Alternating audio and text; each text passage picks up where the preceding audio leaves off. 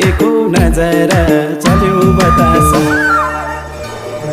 लेकैमा घर घुम्दै जाँदा छुदेको नजर चल्यो बतासा डाँडै पिपल